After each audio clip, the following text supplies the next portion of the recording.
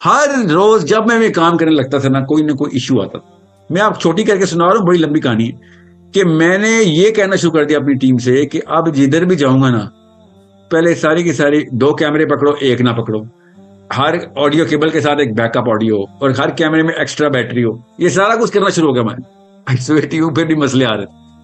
آپ میری پرانی ویڈیو دیکھیں گے تو آپ کو چلے گا اس کی کہیں پہ کیا ہوا, مین کیمرہ آف ہو گیا تو موبائل سے شروع ہو گیا کہ یار اب کیونکہ عادت ہو گئی تھی کیا, تو خیر ہے اس وقت چھوڑ ویڈیو کوالٹی. پھر کیا ہوا, میں ایک دفعہ 24 نیوز پہ بیٹھا ہوا تھا, مجھے انہوں نے سیشن کے لیے بلایا.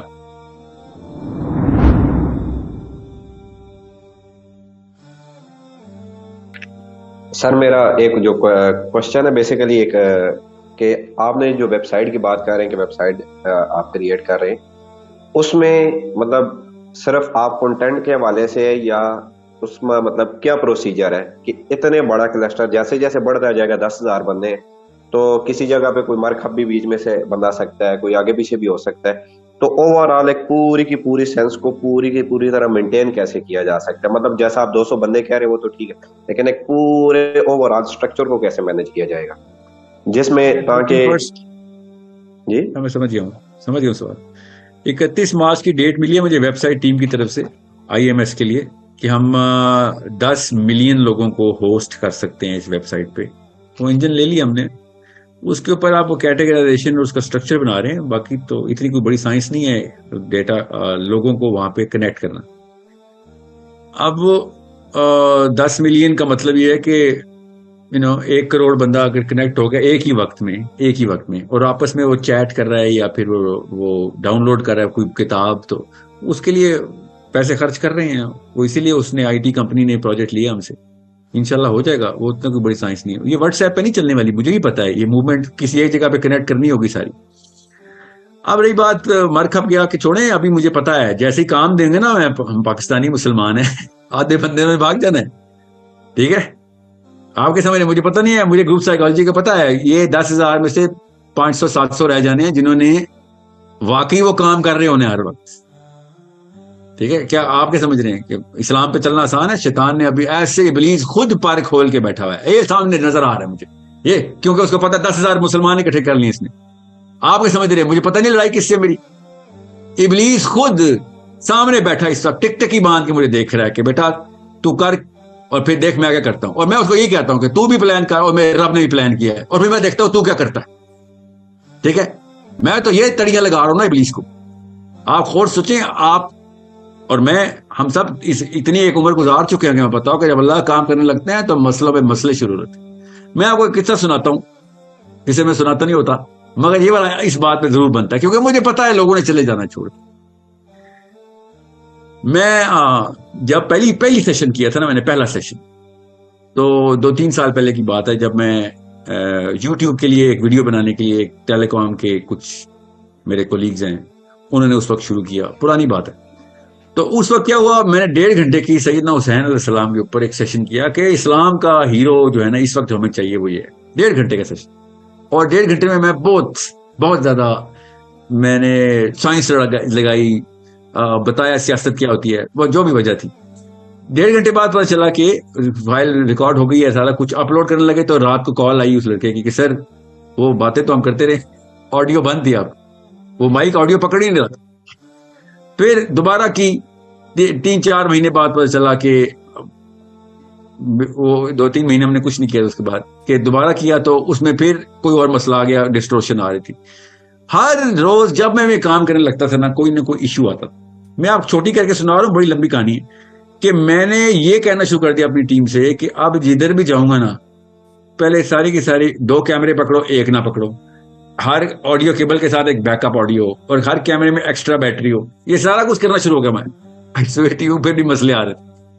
آپ میری پرانی ویڈیو دیکھیں گے تو آپ کو چلے گا اس کی کہیں پہ کیا ہوا, مین کیمرہ آف ہو گیا تو موبائل سے شروع ہو گیا کہ یار اب کیونکہ عادت ہو گئی تھی کیا, تو خیر ہے اس وقت چھوڑ ویڈیو کوالٹی. پھر کیا ہوا, میں ایک دفعہ 24 نیوز پہ بیٹھا ہوا تھا, مجھے انہوں نے سیشن کے لیے بلایا. رمضان کا پہلا روزہ تھا, سیشن میں بیٹھا ہوں. وہ بھی ویڈیو البتہ YouTube پہ ہے, دیکھنا اس ویڈیو میں کیا ہوتا ہے. جیسے ہی میں بیٹھا ہوں, آپ نے دیکھا ہوگا آپ دیکھنا اس ویڈیو میں نے نا بلیک کلر کا ایک مائک پہنا ہوا ہے, اور اگلے 2 منٹ کے بعد میں نے ایک سفید رنگ کا مائک پہنا ہوا ہے, اور اس کے بعد میں نے مائک ہی نہیں پہنا, وہ مائک ہاتھ میں پکڑا ہوا ہے. یہ سیٹلائٹ چینل ہے, میں ادھر بیٹھا ہوں اور میں نے کہا بات سنیں یہ ساری ترتیب میں توڑنے آیا ہوں ادھر, میں یہاں پہ اللہ کی بات کروں گا, آپ کو بتا دوں حق بات ہوگی ادھر بس. وہاں پہ بڑے بڑے اسٹار بیٹھے رہتے لوکل سیلیبریٹیز, تو انہوں نے کہا تو ہم کس لیے آئے نا سر, مجھے پتا آپ کس لیے آئے ہیں, I am going to break this dogma that you created. تو کیا ہوا, ایک دم T V station satellite channel بند ہو گیا. کیسے بند ہوا, جو بیک اپ جنریٹر تھے نا وہ ڈاؤن ہو گئے, مین لائٹ جو پاکستان میں ویسے ہی گئی ہوئی ہوتی ہے, اور ایک دم اندھیرا ہو گیا. اور پھر 15 منٹ لگے جنریٹر آن کرنے میں, اور ان کو جو بھی کرنا پڑا کیونکہ main generator back up generator off ہو گیا تھا.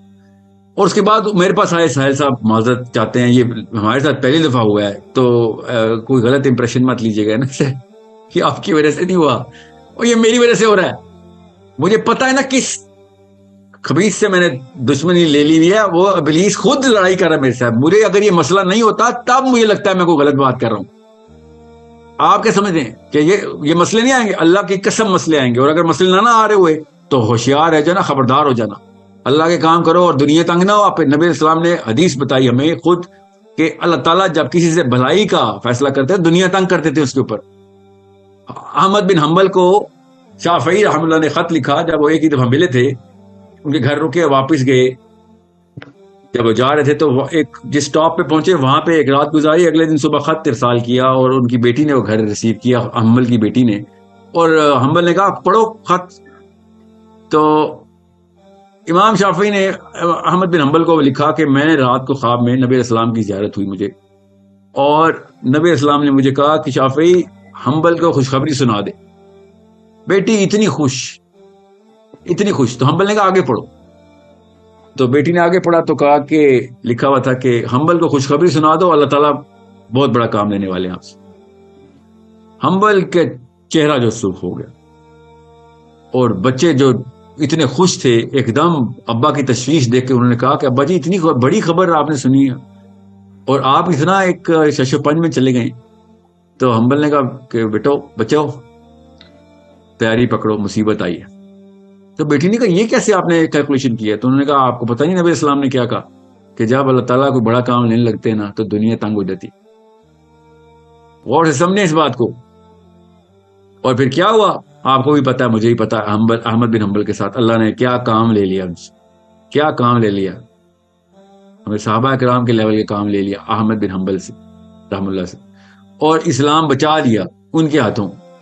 ٹھیک ہے, تو مطلب 27 مہینے کا ٹارچر آیا ان کے اوپر. 27 مہینے ٹارچر ہوئے. وہ اصل میں 8 سال ٹارچر ہوئے ہیں, مگر 27 مہینے نیئر ڈیتھ ٹارچر میں رہے. جب تک 2 امیر المومنین مر نہیں گئے, تیسرا نہیں آیا, تب تک ان کو سزا. 2 امیر المومنین, پہلا آیا جس نے سزا دی تھی, پھر دوسرا وہ مر گیا, دوسرا بنا اس نے سزا جاری رکھوائی, وہ مر گیا, تیسرا بنا, تیسرے نے آ کے, وہ بھی خود نہیں, ایک اور بندے نے آ کے ایسا سوال کر دیا, وہ بھی آیا تھا نا ایک IMS کا بندہ انشاءاللہ, اس نے آ کے ایسا آرگیومنٹ کھولا کہ وہ والا امیر المومنین خلیفہ جو تھا وہ کنونس ہو گیا, کہتا ہاں یہ بات درست ہے, تو ہم نے مفت اس بندے کو ٹارچر کرتے ہیں روز. اسلام کا آرگیومنٹ دیا اس نے. اور یہ جو سنن نسائی جنہوں نے لکھی ہے نا, ان کے استاد تھے وہ, ان کا نام ابراہیم تھا. وہ آئے تھے, آئی تھنک معتصم باللہ تھا یا متوکل علیہ تھا, متوکل علیہ کے پاس آئے. متوکل علیہ وہ خلیفہ تھا, تو متوکل علیہ کے پاس آ کر انہوں نے کہا کہ بھئی یہ کیا, کیونکہ اس نے تو ان تینوں خلیفوں نے تو یہ روٹین میں جو بھی آئے گا اس کو یہ والا فلسفہ بتائیں گے. جس فلسفے کو نہیں مان رہا تھا احمد بن حنبل, اور یہ انہوں نے کہا ہاں تم بھی بتاؤ جی, ہمارا نیا ریفرینڈم آیا, اس ریفرینڈم پہ سائن کرتے ہو. تو اس نے کہا یار یہ بتاؤ, یہ بہت لمبی تفصیل میں نہیں جا رہا ہوں میں آپ کو کیونکہ یہ ٹاپک نہیں ہے. تو ابراہیم رحم اللہ نے کہا کہ بھیا یہ میرا بھی ایک سوال ہے اگر آپ نے یہ بات کرنی ہے. اور انہوں نے سوال کیا, اس کا جواب نہیں آ رہا تھا, یہاں تک کہ پھر متوکل علیہ نے اس چیفٹن کو مار دیا کہ تو نے کب سے پوری امت میں یہ قدر بچایا ہے 2 نسلوں سے, تجھے اس کا خود ہی نہیں جواب آتا. اور پھر حنبل کو انہوں نے ریلیز کر دیا. اب میں آپ کو کیوں بتا رہا ہوں یہ تھوڑی سی تفصیل اس لیے بتائیے کہ آپ کو پتا ہو کہ مجھے, ہم سب کو اپنی لائف سے پتا ہے کہ اسلام کی طرف جاتے ہیں اچانک بورڈم, نیند, یا پھر نیند اور بورڈم نہ آ رہا ہو تو تکلیفیں, ریٹیکیول, اور اگر وہ بھی نہ آ رہا ہو تو لٹرلی گولیاں, ہر طرف سے مصیبتیں آ رہی ہوتی. سو آپ کو اور مجھے دونوں کو پتا ہو, ہم تو قرآن پاک کا مشن آگے لے کے جا رہے ہیں انشاءاللہ. ہم نے قرآن پاک کے تھرو سائنس کی ڈیفینیشنز کو چیلنج کرنے لگے ہیں ابھی ہم انشاءاللہ. ابھی تو ابلیس نے وہ پر کھولنا ہے کہ اللہ کرے کھولے، کیونکہ اگر وہ نہیں کھولا تو اس کا مطلب ہے ہم چھوٹا سا کام کرنے لگے. میرے استاد تھے، وہ کہہ رہے تھے کہ ساحل میاں یاد رکھی، پاکستانی نہیں تھے تو وہ بڑے خوبصورت طریقے سے ایک محاورہ بولتے تھے، کہتے تھے کہ لا اشعل المصابیح فی بیوت المکفوفین. وہ مجھے ڈرا کے بولتے تھے کہ ادھر بیٹا بس یاد رکھی، لا اشعل المصابیح فی بیوت المکفوفین. اور میں ہمیشہ سوچتا تھا کہ ہاں یار ایک تھوڑا سا تانا ہی ہے، مگر نہیں، وہ تانا نہیں تھا. He used to tell me straight up in the heart. تیر چلاتے تھے وہ، کبھی تو تجھے سمجھ آئے گا بیٹا، وہ کہتے تھے تجھے ایک دن سمجھ آئے گا. عرب تھے. اور مجھے نا بہت عرصے بعد، لائک 8-9 سال بعد، اتنی عمر اتنا فہم آیا تو پتہ چلا کہ یار میرا بزرگ اللہ نے کیا ہی ولی اتارا ہوا تھا. کس طریقے سے اس نے بتا دیا تھا کہ بیٹا بارش ہونی ہے تیرے پتھروں کی، اور جس دن پتھروں کی بارش ہوگی نا دنیا سے، تب تجھے سکون آ رہا ہوگا اور لوگ رو رہے ہوں گے اور تو سکون میں ہوگا کہ یہ دیکھ اس پہ کیا ہو رہا ہے، اور تو اس وقت سکون کرے گا، کیونکہ یہی لوگ خود مصیبت بن کے تیرے اوپر آ جائیں گے. ہر نبی کے ساتھ ایسے ہوا ہے، ہر اس بندے کے ساتھ ایسے ہوا ہے جس نے نبی کا مشن پورا کرنے کی کوشش کی ہو، ہر صحابی کے ساتھ ایسے ہوا ہے، ہر اس بندے کے ساتھ ہوا ہے جس نے پھر الٹی گنگا بھائی ہے کہ بھیا یہ پورا ڈاگما ہی چیلنج کریں گے ہم انشاءاللہ، کیونکہ ہم نے قرآن کا مشن آئے کرنا.